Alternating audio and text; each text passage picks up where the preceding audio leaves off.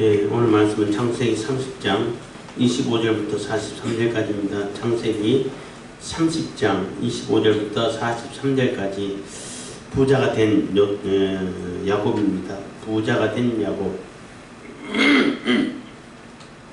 예, 야곱이 이제 14년을 다 채워서 그 아내들을 위한 봉사를 다 하고 이제는 그때쯤을 해서 또 라헬이 요셉을 낳고, 그래서 라헬이 이 요셉을 낳을 때에 야곱이 이제 집으로 돌아가고자 하는 그런 마음을 먹고 외삼촌 라반에게 돌아가게 해달라고 요청하는 그러한 내용인데, 그렇지만 빈손으로 돌아가기 어렵고 힘드니까 좀 더 일하고 또 어느 정도 이렇게 재산을 갖춘 다음에 돌아가게 되는 그런 상황인데, 야곱이 라헬이 요셉을 낳았을 때에 집에 들어가고자 하는 마음을 먹었다는 거예요. 그게 나름대로 중요한 의미를 갖는 그런 구절이라고 말할 수 있는데, 하나님께서 하나님의 뜻을, 큰 뜻을 행하고 무슨 특별한 일을 행할 때에는 꼭 그 대상자들이 그 불임의 그 고통을 많이 겪죠. 성경에 나오는 대부분의 아주 중요한 사람들, 어머니, 아버지들은 다 이렇게 불임의 고통을 당해요. 아브라함부터 시작해가지고, 아브라함도 그렇고, 이삭도 겨우 60세에 간절히 기도해서 낳았고, 또 사무엘 어머니 한나도 그랬고, 또 삼손의 부모들도 불임에 시달렸고, 또 가브리엘이 아니다.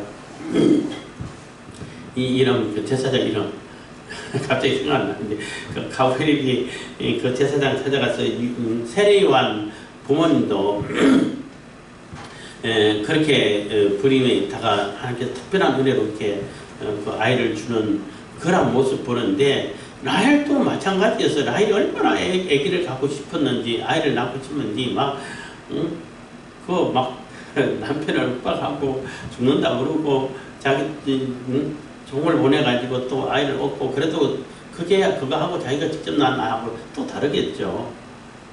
그러다가 드디어 하나님께서 응답하시고 라헬에게 요셉을 낳게 해줬는데, 그 요셉을 낳았을 때 야곱이 집으로 돌아가고자 하는 마음이 생겼다는 얘기는 그 요셉을 통해 가지고 무슨 하나님께서 큰 일을 계획하고 있었다라는 것을 은연중에 암시하고 있다고 보시면 돼요. 요셉이 뭔가를 특별한 일을 할 수 하겠구나라는 그러한 기대감을 우리가 이렇게 가져볼 수 있다는 것입니다. 어쨌든 그래서 가려고 하는데, 야곱이 라반의 양을 치고 짐승을 치고 할 때에 어마어마한 번성함이 있어지고, 하나님께서 복을 베풀어 주셔가지고 그 양떼가 불어나고 몇 배로 불어나고, 이런 것을 라반이 경험을 했단 말이에요. 와, 저 야곱만 붙들고 있으면은 내가 엄청난 부자가 되겠다, 이런 기대감이 있는데, 야곱이 이제 가겠다, 이제 나에게 준 내 아내들과 아이들 데리고 가게 해달라 하니까 당장 보니까 아쉽죠. 그러지 말고 좀 더 있어라 해서 이제 품삯을 이제 정하게 되고, 그 품삯을 통해 가지고 하나님께서 야곱에게 엄청난 부를 부어주는 그런 모습이 오늘에 나온 내용입니다.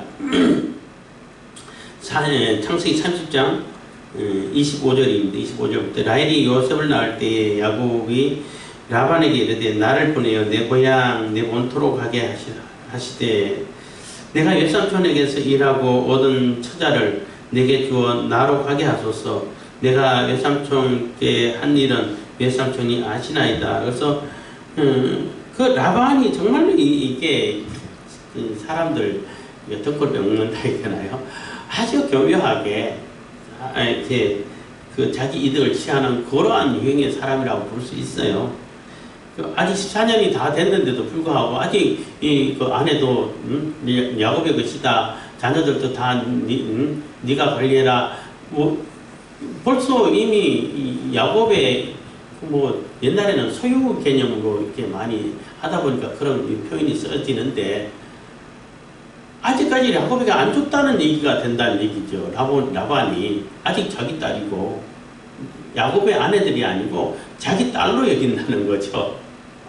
이래서 참 그 아내를 위해서 7년 해가 14년 봉사한 것도 엄청난 거거든요. 사실은 뭐 2년 3년만 해도 충분히 그거 지참금 값은 된단 말이에요. 근데 7년씩 두 번 한 14년 하니까 굉장히 많은 세월을 또 거의 종처럼 이렇게 부렸는데, 그 부리는 동안에 그 굉장히 이게 라반의 재산이 불어났다는 거예요. 그래서 26절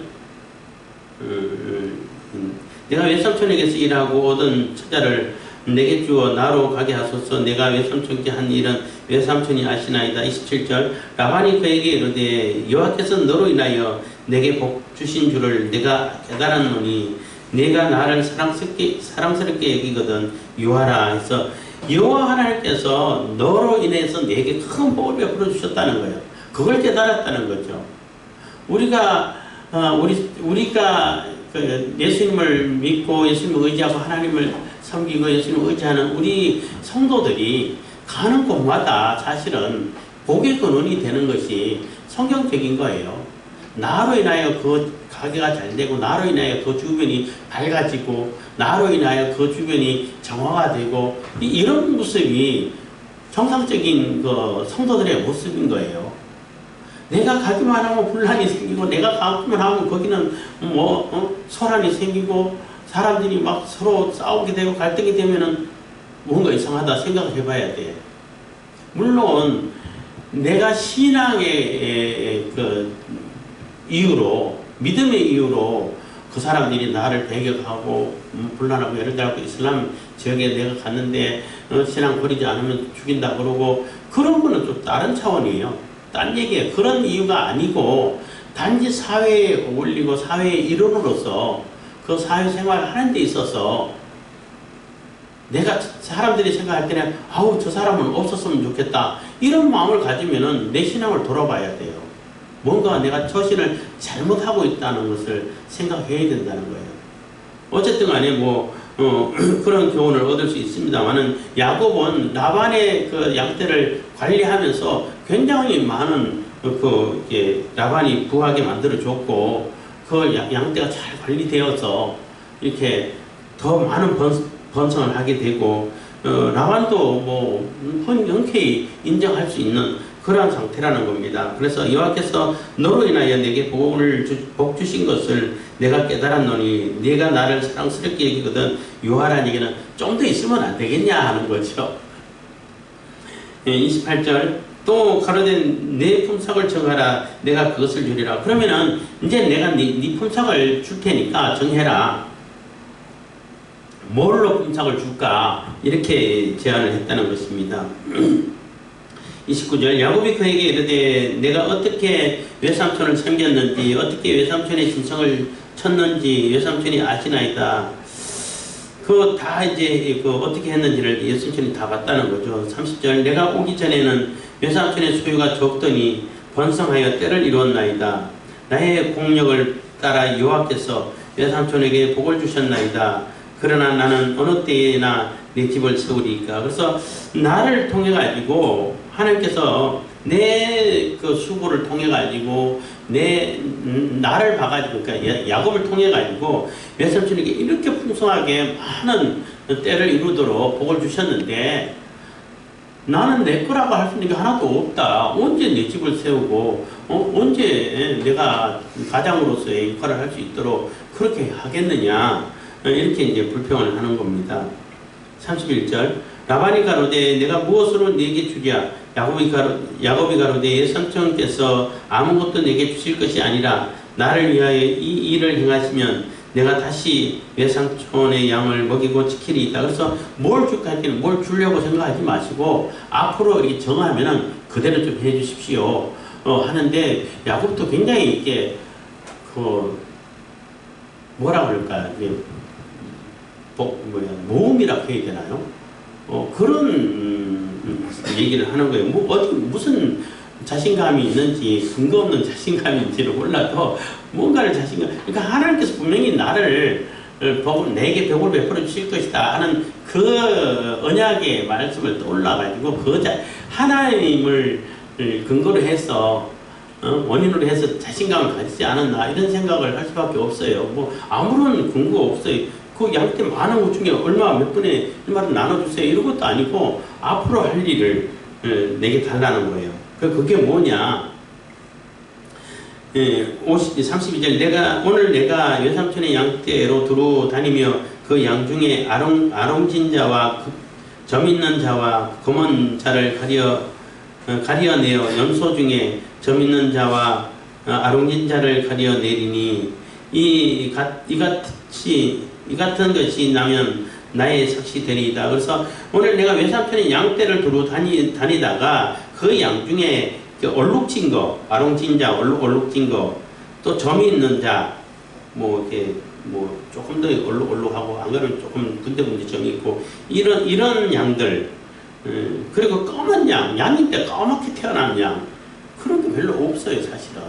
아롱지고 점지고 얼룩진 것도 거의 별로 없어요. 어쩌다 있다는 거죠. 가리어내어 염소 중에 점 있는, 근데 염소 중에도 마찬가지로 점 있는 염소, 있는 자와 아롱진 자, 얼룩한 자를 가려내리니 이 같은 것이 나면 나의 삭시 되리이다. 그래서 이런 새끼가 나면은 이걸 내 품삯으로 정하겠습니다. 라고 얘기한다는 거예요. 그러니까 야곱이 굉장히 흔쾌히 합의를 하죠. 라곱이 가로되 내가 네 말대로 하리라 하고, 그래서 라반이 아주 이렇게 기분 좋게 승낙을 한다는 것은 그런 새끼는 잘 안 난다는 얘기예요. 봐도 몇 마리 없다는 거야. 그러니까 얘가 미쳤나, 아니면 뭐 계산할 줄 모르나, 저런 거 별로 안 나는데. 근데 그걸 지금 있는 것도 그런 걸 가려서 놔주세요 한 것도 아니고, 앞으로 나는 새끼가 그런 새끼가 나면은 다 내 걸로 해달라 하니까 야곱은 얘 훨씬 또 이렇게 또 우려 먹을 수 있겠구나 하고 흔쾌히 이게 합의를 해줘요. 그러니까 라반의 입장에서 라반이 이만큼 흔쾌히 합의를 해줬다는 얘기는 그런 양들이 거의 잘 안 난다는 얘기예요. 뭐 열성이라고 그래야 되나요? 하여튼 그렇다는 겁니다. 35절 그날에 그가 순염소 중 얼룩무늬 있는 자와 점 있는 자를 가리고 암염소 중 흰 바탕에 아롱진 자와 점 있는 자를 가리고 양 중에 검은 자를 가려 자기 아들들의 손에 붙이고, 그리고 나서 라반이 하는 행동을 한번 보세요. 좋다 합의해주고 하자마자 그런 몇 마리 안 되는 그런 양들을 이게 새끼 나면은 한다는 그런 양들을 다 골라내가지고 저 아들들 손에 맡겨서 한 사흘길 떨어지는 곳에 보내버렸다는 거죠. 자기와 야곱의 사이를 사흘길 뜨게 하였고 야곱은 라반의 남은 양떼를 치니라 해서, 이 얘기는 뭐냐면은 그 얼룩얼룩 한 게 있으면은 이게 새끼 나오면은 또 구분이 잘 안 될 수도 있고, 그것보다는 얘들이 있으면은 이 양들이 서로 이렇게 교미가 되고 짝짓기가 되면은 그런 양이 태어날 확률이 더 높아지잖아요.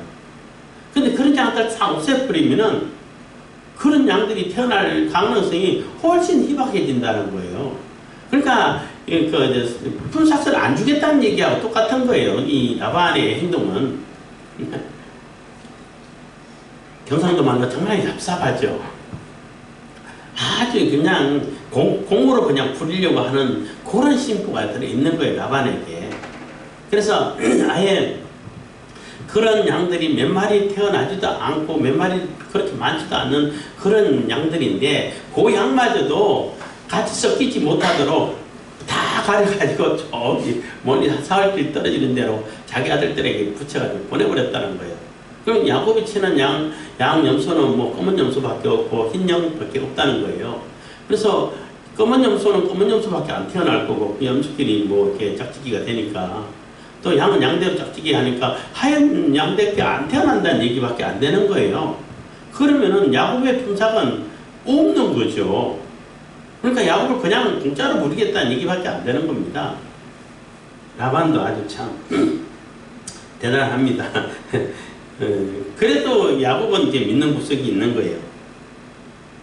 37절 야곱이 버드나무와 살구나무와 신풍나무의 푸른 가지를 취하여 그것들의 껍질을 벗겨 흰 무늬를 내고 이 버드나무 뭐 우리가 잘 알고 살구나무도 알고 신풍나무는 뭐냐면은 플라타누스라 해가지고 그 가로수 하는 나무 있잖아요.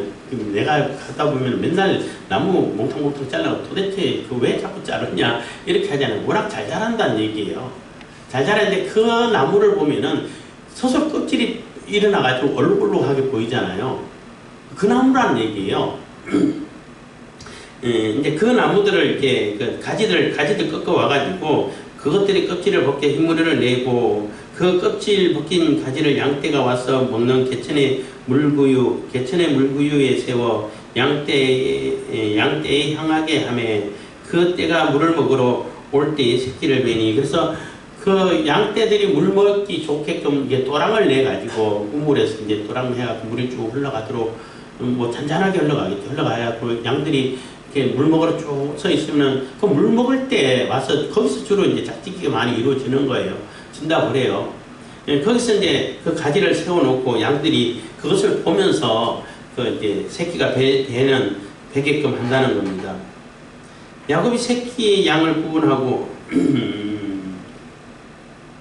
39절 가지 앞에서 새끼를 뱀으로 얼룩얼룩 한 것과 점 있고 아롱진 것을 낳은지라. 그래서 야곱이 그 나뭇가지를 세워놓고 그 가지를 보고 양들이 새끼를 뱉기 때문에 얼룩얼룩한 것이 났을까? 이거 굉장히 미신적인 거예요. 굉장히 미신적인 것이고 그 당시 그 세계에서 그런 풍설이 물론 있었으니까 이렇게 하겠죠. 근데 야곱이 그런 미신적이고 추술적인 그런 행동을 하는데도 하나님께서는 그걸 나무라지 않으시고 그 야곱의 마음을 보시고 야곱에게 뭐 엄청나게 베풀어 주시는 그런 모습을 여기 성경을 통해서 보는 겁니다. 40절 야곱이 새끼 양을 구분하고 그 얼룩 무늬와 검은 빛 있는 것으로 라반의 양과 서로 대하게 하며 자기 양을 따로 두어 라반의 양과 섞이지 않게 하며 그래서 다 이렇게 골라가지고 구분해서 저 때문에는 다 자기 소유로 이렇게 넘기는데 우리가 여기서 우리가 곰곰이 생각해 볼 것이 있어요. 무슨 얘기냐면은 신앙이 어리고 약할 때는 아주 어린아이와 같은 그런 신앙일 때는 그러한 미신적인 신앙의 모습이 사실 우리 성도들에게도 많이 보여요. 보이는데 하나님께서 그거를 탓하지 않으셔. 그들이 원하는 대로 거의 막 주셔요. 제가 언제 그런 얘기 한 적도 있는데 아니 초신자들은 무슨 기도만 하면은 다 이루어지는 걸 보고 나는 웬만큼 기도해도 어려워지지도 않고 한편은 가만히 있을 때인데 불평하면서 기도를 했어요. 아니 왜 저 사람들은 신앙도 별로 어리고 별로 그렇지 않은데 그 성도들은 엄청 이렇게 뭐 기도만 하면 다 이루어지시는데 나는 도대체 뭐냐. 그 이제 사탕이라고 말할 수 있는 거죠. 그래서 그 신앙을 더 잘하게끔 하기 위해 가지고 이제 하나님께서 사탕을 주시는 그러한 모습인데 깨달아질 때 너는 사탕 먹을 나이 지났지 않냐 뭐 이렇게 깨달아지기도 했는데 그 신앙이 어릴 때는 그런 미신적인 행동, 미신적인 그러한 신앙을 가지고 이게 하나님 앞에 나오고 대할 때가 많이 있어요. 근데 하나님께서 그것 탓하지 않으시고 막 그 기도하는 대로 베풀어 줄 때가 있어요. 그러니까 그런 미신 행동을 했기 때문에 새끼가 난 것이 아니라 하나님께서는 이미 주려고 작정을 해놓고 계신 거예요. 야곱에게. 그러니까 야곱이 그런 거 안 했어도 아마 그런 거 다 많이 태어났을 거예요. 아마. 그런데 이제 야곱이 이제 신앙이 성장해 가면 갈수록 이제 그런 것을 다 없어지죠. 제거하게 되죠. 심지어는 심지어가 아니라 그 야곱이 돌아올 때는 신앙이 어느 정도 성장하고 그 에스가 마중 나온다 이게 자기가 기르는 400인을 데리고 야곱을 죽이러 오는 거죠. 그럴 때 얼마나 눈앞이 캄캄해요. 그러니까 다른 거 다 필요 없고 다 하나님께 기도하고 하나님께 매달리는 수밖에 없다. 이렇게 판단하고 하나님께 기도하는 야곱 강가에서 씨름하는 그런 모습을 보잖아요. 그래서 우리가 믿음이 어리고 신앙이 어릴 때는 이런 미신적이고 주술적인 그러한 신앙적인 올바른 신앙이 아닌데 해도 하나님께서는 그걸 다 다시는 게 아니라 그것을 통해 가지고 그래도 신앙이 성장하기를 바라는 그러한 마음을 갖고 계시기 때문에 주신다고. 그리고 하나님께서 주시려고 작정해 놓고 계신 것은 또 주셔요. 그 마음이 하나님께 있고, 우선 이제 하나님은 그 야곱의 그 마음을 보시는 거죠. 이게 주술적인 그 미신적인 행동을 보는 것이 아니라, 그래서 탓하지 않고 하나님께서는 다 주신 겁니다. 그래서 미신적인 행동을 했기 때문에 만약에 하나님께서 주시려고 하지 않으면은 그거 세워놨다고 한다고 그거 먹고 그 새끼를 벤다고 한들 그 새끼가 그렇게 나오겠어요? 안 나와요. 하나님께서 주시려고 작정해 놓으셨기 때문에 그런 새끼가 태어나는 겁니다. 41절 실한 양이 새끼를 뵐 때에는 야곱이 개천에다가 양떼의 눈앞에 그 가지를 두어 양으로 그 가지 곁에 새끼를 베게 하고, 그래서 아주 튼튼하고 건강한 이런 양이 새끼 뵐 때는 주로 이제 봄에 새끼 날 때가 있고 가을에 새끼 1년에 2번 새끼 낳는다고 그러는데, 봄에 태어나는 새끼들이 주로 이제 건강한 양들이 많다는 거예요. 그렇게 얘기했는데 반드시 그렇지는 않지만은, 그렇게 어쨌든 간에 이게 튼튼하고 이렇게 좋은 이런 양이 이게 새끼 뵐 때쯤 되면 그 가지를 세워놓고 좀 비리비리하고 힘없고 약하고 이런 양이 할 때는 그걸 치워버리고 이랬다는 거예요. 그러니까 야곱은 튼튼하고 건강하고 실한 이런 양떼가 많아지기를 바라는 거죠. 그 마음을 보시는 것이지 실질적으로 그 나뭇가지 때문에 그런 새끼가 났다라고 말할 수는 없는 겁니다. 근데 사람들이 착각하기는 내가 그런 행동을, 그런 주술적인 미신적인 행동을 했기 때문에 하나님께서 주셨다, 이렇게 생각하는 경우들이 아주 많아요. 그렇지 않은데, 그래서 계속 그러다 그게 이제 점점 많아지다 보면은 믿음이 성장하고 자라면은 그것이 오히려 미신적인 그런 신앙의 모습이라든지 주술적인 것이 없어지는데, 신앙은 안 자라고 오로지 그것만 보게 되는 사람들은 하나님은 내가 이런 미신적인 행동을 했기 때문에 주셔, 이렇게 잘못 인식한 사람들은 신앙은 안 자라고 나중에는 점점점 그런 곳에 빠져들어가게 된다는 거예요. 그래서 나중에는 하나님하고 상관없이 계속 그런 미신적인 행동을 해.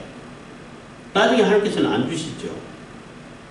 잘못된 길을 가게 되고 왜곡된 신앙이 형성되어 버리게 되는 겁니다. 그래서 굉장히 조심해야 되는 거예요. 그래서 워낙 신앙이 어리고 또 하나님께서는 야곱에게 복을 베풀어 주시겠다고 작정하셨기 때문에 그냥 그거 하든지 말든지 그것보다는 그 마음을 보시고 주신 겁니다. 그렇다고 해서 그런 행동하면 하나님께서 기뻐하고 주신다, 이렇게 생각하시면 안 돼요. 그래서 미신적인 신앙은 얼른 버려야 되는 거예요. 버려야 신앙이 자라게 되는 겁니다.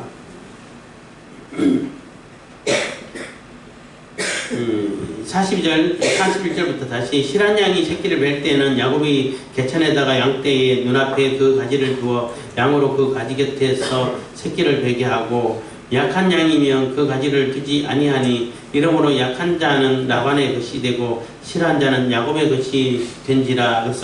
그래서 아주 토실토실하고 튼튼하고 아주 쌩쌩한 그러한 양들은 다 야곱의 재산이 되고, 그렇지 않은 데는 라반의 재산이 되고, 그래서 라반의 에게 부어주던 그 복을 야곱에게로 이렇게 방향을 바꿔서 하나님께서 베풀어 주셨다는 겁니다. 이에 그 사람이 심히 풍부하여 양떼와 노비와 약떼와 나귀가 많았더라. 그래서 점점점 그럴 때 하나님께서 복을 베풀어 주시니까 양떼가 많으니까 또 관리할 노비도 구해야 되고 또 약떼도 구해야 되고 나귀들도 이렇게 구해가지고 이제 재산이 형성되는 거예요. 부가 형성되는 겁니다. 그리고 이제 뒤에 나오겠습니다만 31장에 나오지만은 라반이 보니까 얼룩진 거 그거 거의 안 날 줄 알았는데 그걸 품삯으로 정하니까 그런 새끼만 태어나, 실랑 좋은 튼튼한 새끼는. 그래서 또 바꿨어. 이제 검은 거 그러면 다 검은 것만 태어나, 하얀 거만 태어나, 이렇게 하고 10번이나 바꿨다는 거예요, 이후로. 그러니까 하나님께서 작정을 하고 야곱에게 복을 베풀어 주시는 거예요.